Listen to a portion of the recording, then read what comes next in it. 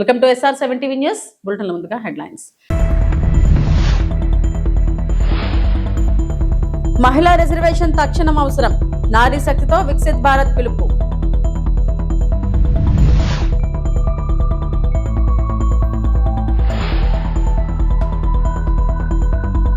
బెంగాల్లో టీఎంసీ వైఫల్యాలు బయటపెట్టిన ప్రధాని మోడీ.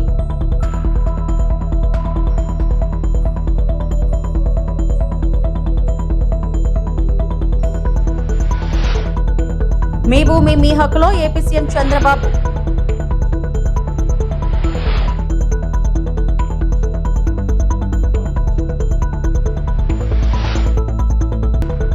తిరుమలలో నయనతార విఘ్నేష్ శివన్ దంపతుల దర్శనం, అభిమానుల సందడి.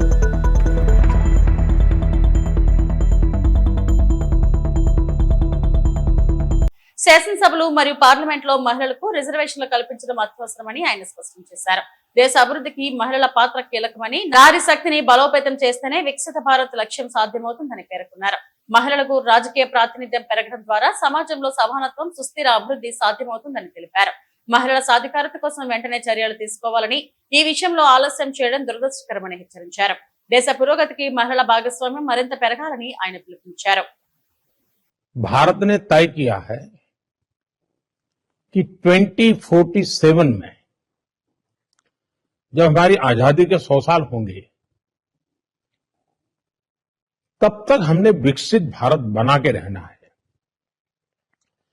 लेकिन मेरे 2-2.5 दशक के सरकार के मुखिया के रूप में जो मेरे अनुभव है, उस अनुभव के आधार से मैं कह सकता हूं कि हमें विकसित भारत का लक्ष्य हासिल करना है तो हमें हमारी मातृशक्ति को, हमारी नारी शक्ति को, उनके पूर्ण सामर्थ्य का राष्ट्र के विकास में जोड़ना ही होगा. हमने कुछ वर्ष पहले नारी शक्ति वंदन अधिनियम पारित किया था और सभी राजनीतिक दलों ने सहमति से किया था और सबकी इच्छा है कि 2029 में जब लोकसभा के चुनाव होंगे, तब हमारे देश की नारी शक्ति को जनप्रतिनिधि के रूप में लोकसभा में, विधानसभाओं में 33% स्थान मिलना ही चाहिए. पिछले कुछ दिनों से हम सभी राजनीतिक दलों से बातचीत कर रहे हैं. ज्यादातर दलों ने समर्थन भी दिया है. एक बहुत ही सकारात्मक माहौल दिख रहा है. इन्हीं विषयों को लेकर के मैंने आज अखबारों में एक लेख लिखा है. मेरे अपने विचार मैंने साझा किए हैं, लेकिन मैं आज आपसे आग्रह करता हूं, आप इस लेख को जरूर पढ़ें, औरों को भी पढ़ने के लिए प्रेरित करें और हम सभी राजनीतिक दलों को. పశ్చిమ బెంగాల్లో టీఎంసీ ప్రభుత్వంపై ప్రధానమంత్రి నరేంద్ర మోడీ తీవ్ర విమర్శలు చేశారు. రాష్ట్రంలో చేపల ఉత్పత్తి, ఉపాధి అవకాశాలు, పరిపాలనలో ప్రభుత్వం విఫలమైందని ఆరోపించారు. దేశవ్యాప్తంగా పీఎం మత్స్య సంపద యోజన విజయవంతంగా అమలై చేపల ఉత్పత్తి రెట్టింపు అయిందని పేర్కొన్న ఆయన, బెంగాల్ మాత్రం ఇతర రాష్ట్రాల నుంచి చేపలను దిగుమతి చేసుకోవాల్సిన పరిస్థితి రావడం బాధాకరమన్నారు. ఉపాధి కల్పనలో కూడా టీఎంసీ ప్రభుత్వం విఫలమైందని, స్థానిక యువతకు అవకాశాలు ఇవ్వకుండా నిర్లక్ష్యం చేస్తుందని విమర్శించారు. అంతేకాకుండా అక్రమ ప్రవేశదారులను ప్రోత్సహిస్తూ రాష్ట్ర భద్రతను కూడా ప్రమాదంలో పడేస్తుందని మోడీ ఆరోపించారు. ప్రజల అభివృద్ధి కంటే రాజకీయ ప్రయోజనాలకే టీఎంసీ ప్రభుత్వం ప్రాధాన్యతనిస్తుందని ఆయన విమర్శించారు. तेज गति से प्रगति कर रहा है. दुनिया में सबसे तेज ग्रोथ भारत की है. इसका मतलब है कि देश के अनेक राज्य आज प्रगति की राह पर चल पड़े हैं, कुछ न कुछ अच्छा करने का प्रयास कर रहे हैं. लेकिन टीएमसी की निर्मम सरकार देश तो आगे जा रहा है, निर्मम सरकार बंगाल को नीचे धकेल रही है, नीचे। जो बंगाल कभी भारत की प्रगति का आधार था, जो बंगाल कभी भारत की मैन्युफैक्चरिंग और व्यापार को मजबूती देता था, उसी बंगाल को टीएमसी विकास के सभी पैरामीटर्स में इतना नीचे लाई है, इतना नीचे लाई है। साथियों, इस स्थिति को मेदिनीपुर, तामलुक, हल्दिया से बेहतर और कौन जानता है। सदियों पहले भी ऐतिहासिक ताम्रलिप्त एक फलती फूलती पोर्ट सिटी थी। दुनिया भर के साथ यहां से व्यापार कारोबार होता था। हल्दिया आधुनिक भारत के बड़े औद्योगिक केंद्रों में से एक था, लेकिन बीते दशकों में हल्दिया की फैक्ट्रियों में सिर्फ ताले ही लटक रहे हैं, ताले। कभी देश भर से लोग हल्दिया काम के लिए आते थे, आज यहां से नौजवान अंडमान जा रहे हैं, उड़ीसा जा रहे हैं, काम की तलाश में दूसरे राज्यों की तरफ पलायन कर रहे हैं। బాపట్ల జిల్లా వేమూరు నియోజకవర్గంలోని సూరేపల్లిలో మీ భూమి మీ హక్కు కార్యక్రమంలో సీఎం చంద్రబాబు మాట్లాడారు. ప్రజల ఆస్తులకు భద్రత ఇవ్వాలని పట్టదారు పాస్ పుస్తకాలు ఇస్తున్నట్లు తెలిపారు. భూమి అనేది ఆస్తి మాత్రమే కాదని జీవనాధారం, భద్రత, గౌరవం అని పేర్కొన్నారు. మీ సమస్యలు పరిష్కరించడానికి ఇక్కడికి వచ్చాను. పట్టదారు పాస్ పుస్తకం ఇచ్చినప్పుడు మీలో కలిగిన సంతోషం చూసి నా జన్మ ధన్యమైంది. గత ప్రభుత్వంలో రాష్ట్రం ఎంత విధ్వంసం అవ్వాలో అంతా అయ్యింది. వైకాపా ప్రభుత్వంలో మహిళలకు రక్షణ లేకుండా పోయింది. ఇచ్చిన హామీలను అమలు చేస్తున్నాం. 20 లక్షల కోట్ల పెట్టుబడులతో 23 లక్షల మందికి ఉద్యోగాలు ఇస్తాం. జగన్ పాలనలో వ్యవస్థలు గాడి తప్పాయి, వాటిని ఇప్పుడు దారిలో పెడుతున్నాం. మీ భూమి మీ హక్కు ఈ కార్యక్రమం కింద నేను ఈరోజు సూరేపల్లికి వచ్చినప్పుడు నాకు అఖండ స్వాగతం పలికిన సోదరి సోదరులందరికీ నా నమస్కారాలు, అభినందనలు, శుభాభినందనలు. భూమి అనేది ఒక ఆస్తి మాత్రమే కాదు, ప్రతి ఒక్కరికి జీవనాధారం, భద్రత, గౌరవం. మీ ఆధార్ తీసుకుని మీ ముందరిని సర్వే చేపిస్తాం. సర్వే చేసిన తర్వాత మొత్తం రికార్డు తయారు చేస్తాం. ఆ రికార్డు కూడా మీరు సంతకం పెట్టి ఈ రికార్డు కరెక్ట్గా ఉందంటే ఈకేవైసీ తీసుకొని అప్పుడు దాన్ని ప్రింటింగ్ పంపిస్తాం. ప్రింటింగ్ అయిన తర్వాత మళ్ళీ ఆ పుస్తకం వస్తే గ్రామాల్లో ఈకేవైసీ తీసుకొని ఆధార్ తీసుకొని మళ్ళీ ఆ పుస్తకాన్ని మీకు అప్పచెప్తాం. అంటే మీరు గుర్తుపెట్టుకోవాలి, 3 సార్లు ఎలాంటి రాజీ లేకుండా పట్టాదారు ఎవరైతే ఉన్నాడో ఆయనకు చెప్పి ఈకేవైసీ తీసుకొని ఇస్తున్నా. నా ఉద్దేశం ఒకటి, ₹1 కూడా అవినీతి ఇవ్వకుండా ప్రతి ఒక్కరికి శాశ్వతంగా పట్టాదారు పాస్ పుస్తకం ఇవ్వాలనేది నా అభిమతం. ఆ తర్వాత కూడా నేను ఆలోచించాను, ఇక్కడితో అయిపోదు. ఎక్కడ కూడా ఎవ్వరు కూడా మీ రికార్డు ట్యాంపర్ చేయకుండా బ్లాక్ చైన్ టెక్నాలజీ తీసుకొచ్చాం. కంప్యూటర్లో కూడా ఎవ్వరూ ట్యాంపర్ చేయలేరు. అలాంటి టెక్నాలజీ తీసుకొచ్చి దాని వెనకానది పెట్టాం. ఇంకో పక్క మీరు చూస్తే మీకు క్యూఆర్ కోడ్ పెట్టాం. మీ పట్టాదారు పాస్ పుస్తకంలో మీకు 10 దిక్కళ్ళ భూములుంటే 10 దిక్కళ్ళ ఉండే భూమిని ఎప్పటికప్పుడు చెక్ చేసుకోవడానికి క్యూఆర్ కోడ్ ఇచ్చాం.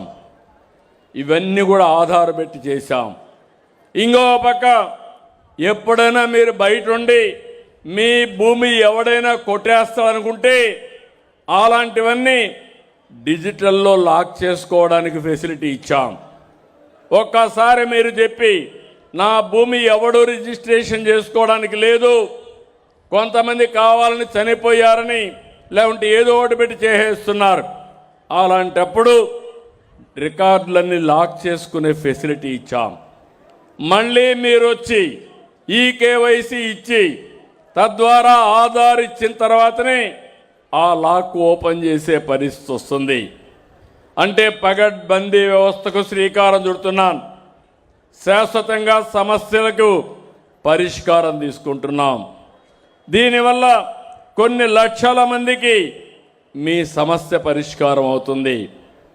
మీరే చూశారు ఈరోజు తెలంగాణ ఆత్మగౌరవం కోసం పోరాడిన యోధుడు ఆలయ నరేంద్ర అని బీజేపీ రాష్ట్ర అధ్యక్షుడు రామచంద్రరావు అన్నారు. పార్టీ రాష్ట్ర కార్యాలయంలో ఆలయ నరేంద్ర వర్ధంతి కార్యక్రమం నిర్వహించారు. ఆయన చిత్రపటానికి రామచంద్రరావు పూలమాల వేసి నివాళులు అర్పించారు.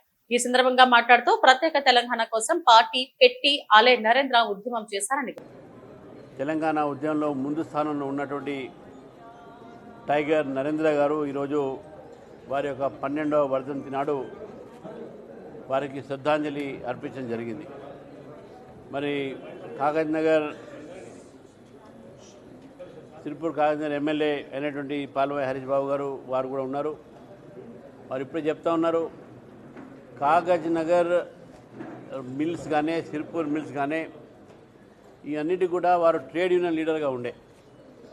ఇక్కడ కూడా అల్విన్ అదేవిధంగా అనేక ఒక పారిశ్రామికులకు వారు ట్రేడ్ యూనియన్ ప్రెసిడెంట్గా లీడర్గా ఉన్నారు. మరి కార్మికుల కోసము అహోరాత్రులు వారు కష్టపడింది పోరాడినటువంటి ఒక సంఘటన కూడా మనకు తెలుసు.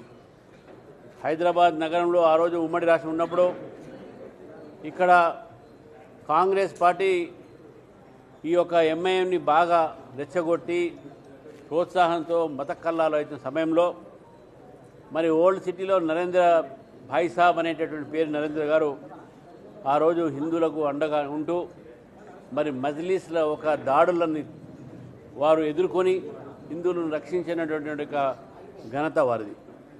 మరి ఈరోజు కూడా నరేంద్ర గారి యొక్క ఏదైతే ఆశయాలు ఉన్నాయో ముఖ్యంగా హైదరాబాద్ నగరంలో అనేక మంది వేలాది మంది కార్యకర్తలు వారితోని స్ఫూర్తి పొంది వారితోని ప్రోత్సాహం తీసుకొని ఈరోజు భారతీయ జనతా పార్టీలో పనిచేస్తూ ఉన్నారు.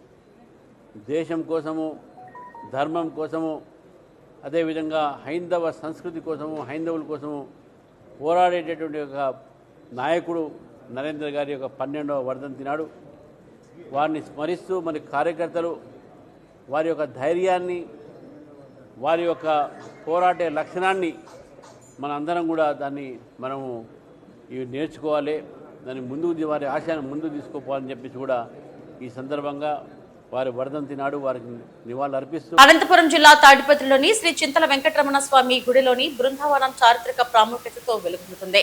చరిత్రకారుడు మాయనస్వామి ఈ బృందావనాన్ని గుర్తించారు. ఈ బృందావనం తులసికోటగా ప్రసిద్ధి. సామాన్య శకం 1539 ఆగస్టులో నిర్మించబడిందని శాసనం చెబుతుంది. బృందావనంపై శ్రీ మహావిష్ణువు 4 అవతారాల ప్రతిమలు ఉన్నాయి. తూర్పు వైపున శ్రీ మహావిష్ణువు, పడమర వైపున నరసింహస్వామి, ఉత్తరం వైపున శ్రీరాముడు, దక్షిణం వైపున బాలకృష్ణుడు.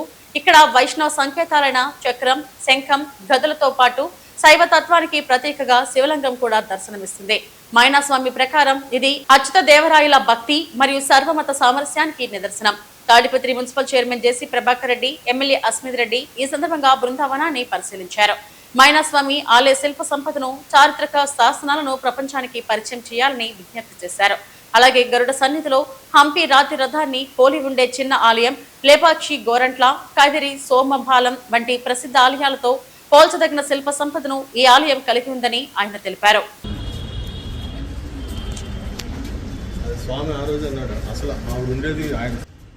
నామ సంవత్సరం అని చెప్పి ఇక్కడ మొదలవుతుంది శరశాసనము. ఈ ఆలయంలో ఇది మొదటి శాసనము అని చెప్పి భావించవచ్చు.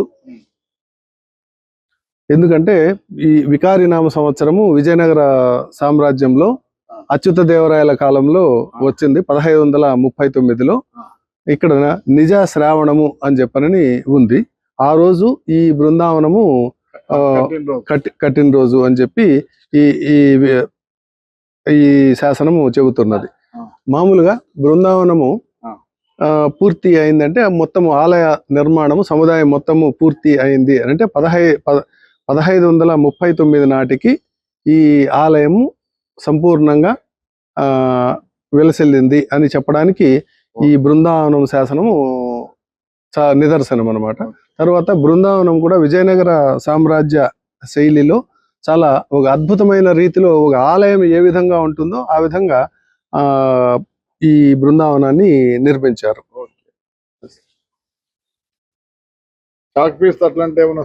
వస్తుంది సార్, మొత్తం అంతా నీట్ గా కనిపిస్తుంది. ఇది వరకు స్వామి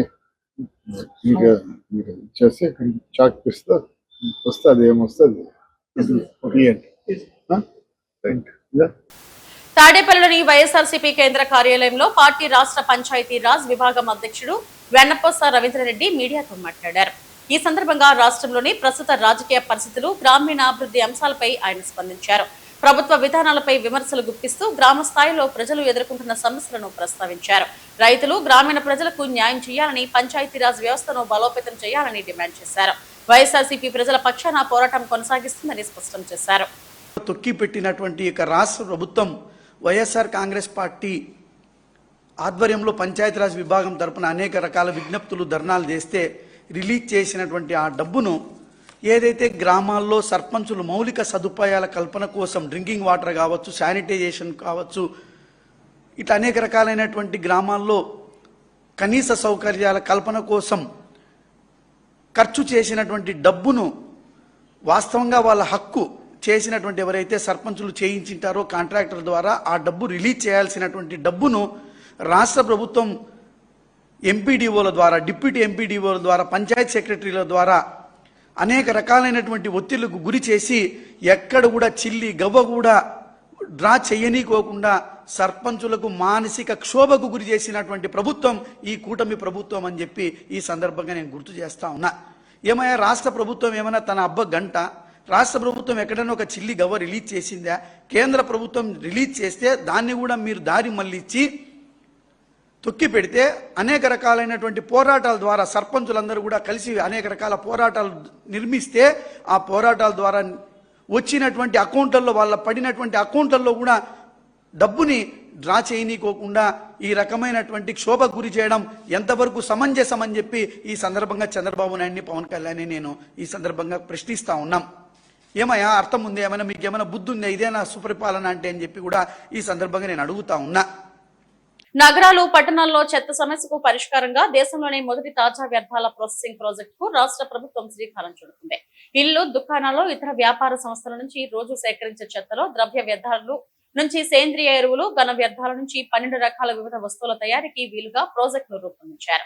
528 కోట్ల 65 లక్షల రూపాయలతో 107 నగరాలు, పట్టణాలను 10 క్లస్టర్లుగా విభజించి వ్యర్థాల ప్రాసెసింగ్ కేంద్రాలు ప్రారంభించున్నారు. ప్రాజెక్టు ఏర్పాటు, నిర్వహణపై 9 ప్రైవేట్ ఏజెన్సీలు, స్వచ్ఛంద సంస్థ మధ్య అవగాహన ఒప్పందం జరిగింది.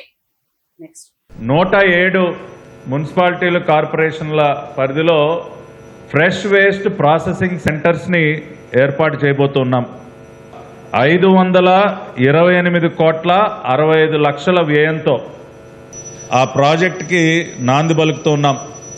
ప్రతిరోజు కూడా 5385 టన్నుల చెత్తని ప్రాసెస్ చేసే సామర్థ్యం కలిగినటువంటి ఈ ప్రాజెక్టు దేశానికే ఒక ఆదర్శప్రాయంగా నిలవనుంది.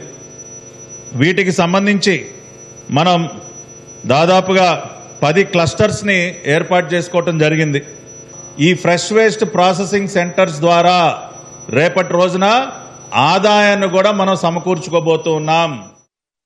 జనగామ ఎమ్మెల్యే పల్లా రాజేశ్వర్ రెడ్డి వద్ద నుంచి ఓ సైబర్ నేరగాడు లక్ష కొట్టేశాడు. ఈ నెల 5న ఎమ్మెల్యేకు ఓ అపరిచిత వ్యక్తి ఫోన్ చేసి తాను ఫైనాన్స్ అడిషనల్ సెక్రటరీ అంటూ పరిచయం చేసుకున్నాడు. కేంద్ర పథకంలో నిరుద్యోగ యువతకు 10 లక్షల వరకు రుణాలు ఇచ్చే అవకాశం ఉందని, ఒక్కొక్కరికి 2500 రూపాయలు చెల్లించాల్సి ఉంటుందని నమ్మబలికాడు. దీంతో ఎమ్మెల్యే ₹1,00,000 ఆన్లైన్ లో చెల్లించారు. అనంతరం ఫైనాన్స్ అడిషనల్ సెక్రటరీకి ఫోన్ చేసి ఆరా తీయడంతో అసలు విషయం బయటపడింది. మొన్న ఆదివారం రోజున prime minister Viksit Bharat programme లో 40 మంది యువతులకు నియోజకవర్గ స్థాయిలో 10 లక్షల రూపాయలు సహాయం అందుతుంది. 5 లక్షల రూపాయలు గ్రాంట్ రావచ్చు. అదే విధంగా 5 లక్షలు ఈఎంఐ కట్టాల్సి వస్తుంది.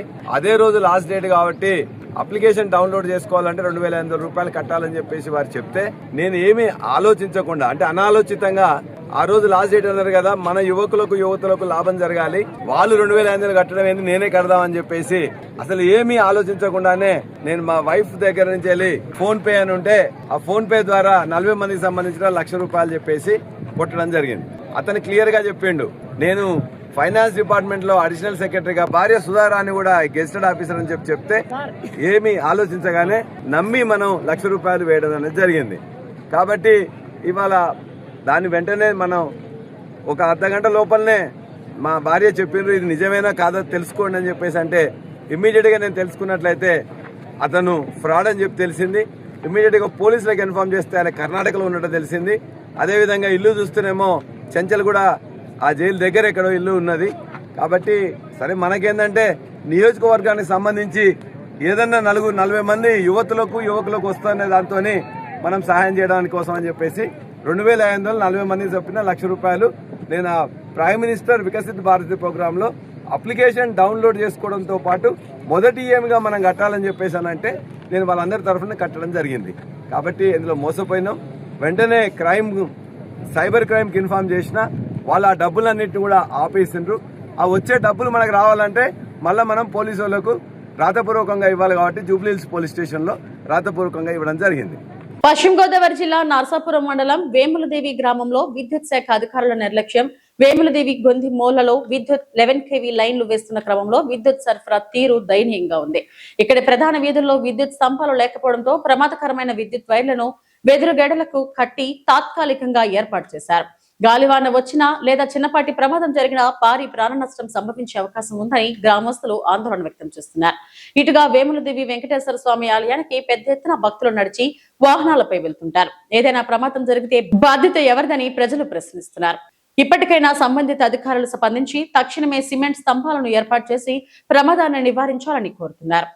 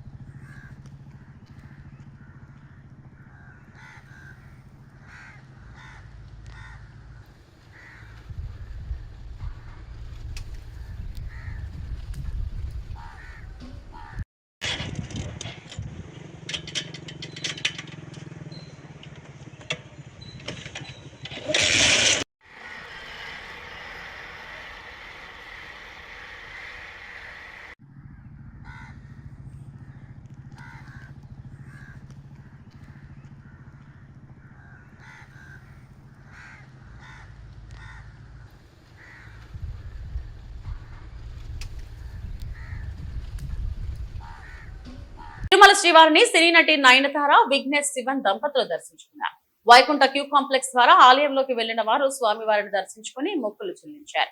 దర్శనం అనంతరం రంగనాయకుల మండపంలో పండితులు వారికి ఆశీర్వచనం చేసి స్వామివారి తీర్థ ప్రసాదాలను అందజేశారు. ఆలయం వెలుపున నయనతారతో ఫోటోలు దిగేందుకు అభిమానులు పోటీ పడ్డారు.